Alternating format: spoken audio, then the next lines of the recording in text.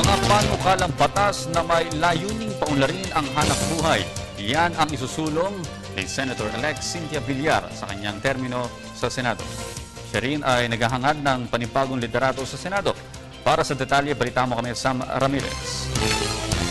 Hinikayat ng Department of Labor and Employment ang mga Pilipino, lalo na ang mga overseas Filipino workers, na magtayo sila ng sarili nilang negosyo dahil sa iba't ibang suliranin na kinakaharap ng labor industry.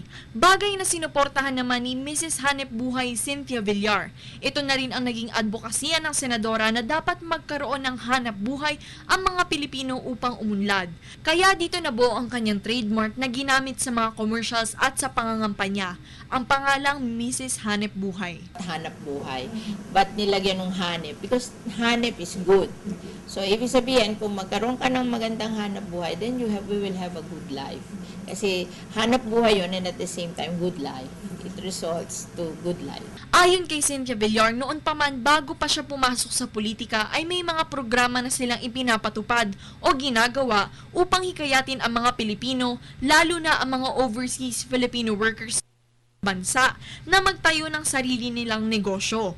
Tinuturo nila kung paano humanap ng mga business opportunities. May mga experts din sila na kinukuha upang magturo kung paano mag-manage ng isang negosyo at marami pang iba. In our own small way, we try to encourage kasi 'di ba, may naiipon sila, yung family nila. Gusto natin yung naipon nila, ma-invest nila properly. And at the same time, if they become successful, sana hindi nababalik yung kanilang mga pamilya sa abroad. Kasi syempre, iba na yung magkakasama ang pamilya. Excited na din ang senadora na maupo sa pwesto. Nang tanungin naman siya hinggil sa pagpapalit ng liderato sa Senado, sinabi ni Villar na mas gusto niyang magmula ang bagong Senate President sa administrasyon o sa Liberal Party.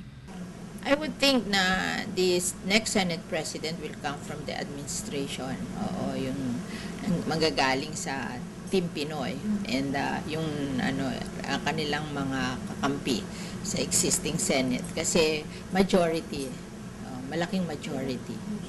Nag-uulat para sa Telebisyon ng Bayan, Sam Ramirez.